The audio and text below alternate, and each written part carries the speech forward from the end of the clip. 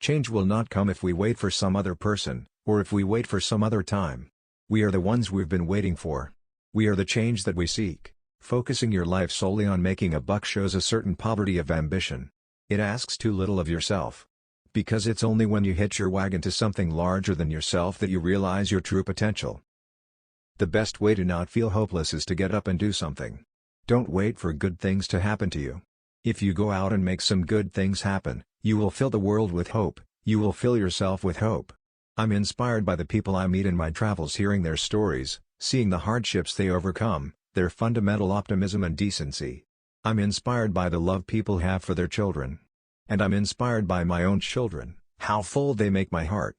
They make me want to work to make the world a little bit better. And they make me want to be a better man. One voice can change a room, and if one voice can change a room, then it can change a city, and if it can change a city, it can change a state, and if it changes a state, it can change a nation, and if it can change a nation, it can change the world. Your voice can change the world. I believe in evolution, scientific inquiry, and global warming. I believe in free speech, whether politically correct or politically incorrect, and I am suspicious of using government to impose anybody's religious beliefs, including my own, on non-believers. What I've realized is that life doesn't count for much unless you're willing to do your small part to leave our children, all of our children, a better world. Any fool can have a child. That doesn't make you a father. It's the courage to raise a child that makes you a father. Making your mark on the world is hard. If it were easy, everybody would do it. But it's not.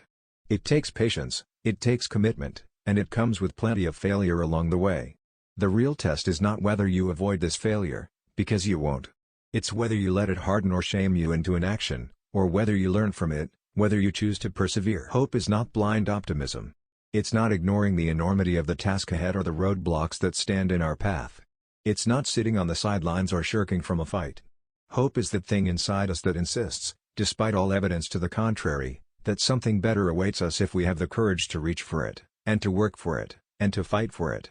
Hope is the belief that destiny will not be written for us, but by us, by the men and women who are not content to settle for the world as it is, who have the courage to remake the world as it should be. The study of law can be disappointing at times, a matter of applying narrow rules and arcane procedure to an uncooperative reality, a sort of glorified accounting that serves to regulate the affairs of those who have power and that all too often seeks to explain, to those who do not, the ultimate wisdom and justness of their condition. But that's not all the law is. The law is also memory, the law also records a long-running conversation, a nation arguing with its conscience.